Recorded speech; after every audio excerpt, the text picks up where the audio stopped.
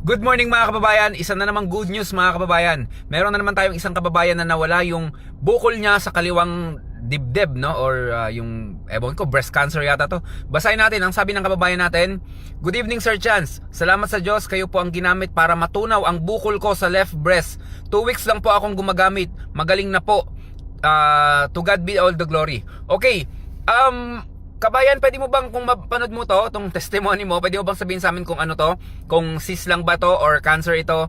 Pero good thing is nawala sa loob lang ng 2 linggo. Ganito kasi mga kababayan, the best kasi niyan, nagtitake ka ng acid guard, ayun yung pinakagagawin mong tubig sa araw-araw. Mga 3 litro sa loob ng isang araw. And then, lunas, mag-hard detox ka muna, tatlong capsule sa umaga bago mag-almusal, 3 capsule sa gabi bago matulog. And then PFC oil. Kailangan magpahid ka niyan every 2 hours, 'di ba, sa dibdib niya nga daw. And then nawala. Ganyan katindi yung produkto natin mga kababayan. Ang dami na ng mga testimony ng mga kababayan natin na nagpapatunay na talagang napaka-epektibo nitong produkto natin. Talagang pagkatiwalaan nyo na lang, subukan nyo na lang mga kababayan, kaysa lumubha pa yung mga karamdaman nyo. At least dito meron kayong chansang gumaling yung inyong mga karamdaman. Stay healthy mga kababayan. Ako si Chance at ako magsasakang gala.